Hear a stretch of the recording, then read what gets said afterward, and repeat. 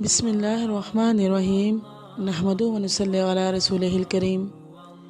یا اللہ ہمارے علم میں ہمارے عمل میں اضافہ فرما، اور ہم جو پڑھیں اور جو سنیں ہمیں اس پر عمل کرنے کی توفیق عطا فرما، ہمیں اپنی اصلاح اور دوسروں کی اصلاح کرنے کی بھی توفیق عطا فرما۔ کسی پر تہمت لگانے کا عذاب کیا ہے؟ حدیث مبارکہ میں اس کی اتنی سخت وعیدیں فرمائی گئی ہیں کہ اگر ہمیں اللہ تعالیٰ ان پر عمل کرنے کی توفیق عطا فرمائے تو ہم کبھی بھی زندگی میں کسی کی طرف انگلی بھی نہ اٹھائیں۔ تہمت کسے کہا جاتا ہے؟ تہمت یہ ہوتی ہے کہ اگلے انسان میں اس کے کردار کو اس طرح اچھالنا یا اس کے اوپر وہ تہمتیں لگانا جو اس کے اندر موجود نہ ہوں۔ حضرت معاذ بن انس رضی اللہ تعالیٰ عنہ سے روایت ہے، حضور اقدس صلی اللہ علیہ وسلم نے ارشاد فرمایا، جس نے کسی مومن کو منافق سے بچایا تو اللہ تعالیٰ قیامت کے دن ایک فرشتہ بھیجیں گے جو حمایت کرنے والے کے گوشت کو دوزخ کی آگ سے بچائے گا، اور جس نے کسی مسلمان پر تہمت لگا دی تو اللہ تعالیٰ اس کو دوزخ کے پر ٹھہرائے گا یہاں تک کہ وہ اپنی کہی ہوئی بات سے صاف ستھرا ہو کر نکل جائے۔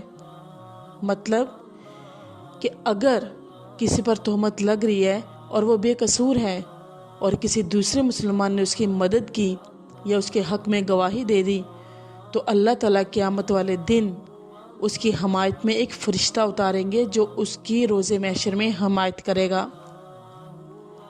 اور اگر کوئی مسلمان کسی مسلمان پر تہمت لگائے گا تو اللہ رب العزت اسے دوزخ کے پل پر کھڑا فرما دے گا، اور اللہ فرمائے گا کہ اپنی کہی ہوئی بات کو ثابت کرو، اگر تم ثابت نہیں کرو گے تو تم جہنم میں گر جاؤ گے، اور اگر ثابت کرو گے تو تم یہاں سے بآسانی نکل جاؤ گے۔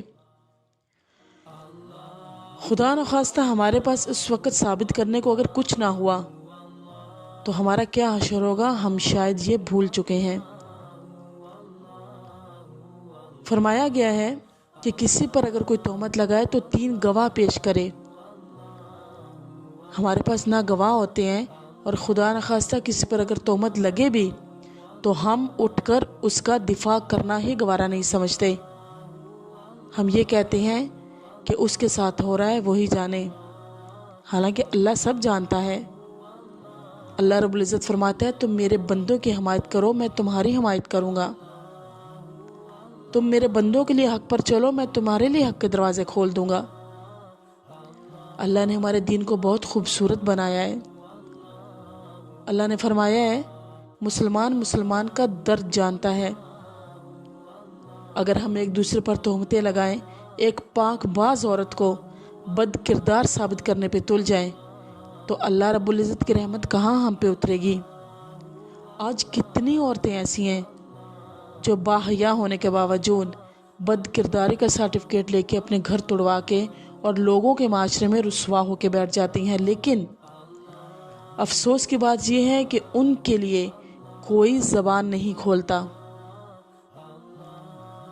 اللہ تعالیٰ سے یہ دعا ہے کہ اللہ تعالیٰ ہمیں دوسروں کی عزتیں رکھنے اور اپنی عزتیں رکھنے کی توفیق عطا فرمائے، اور ہر مشکل میں دوسرے مومن یا دوسرے مسلمان کا ساتھ دینے اور اس کو اس مشکل سے نکالنے کی توفیق عطا فرمائے۔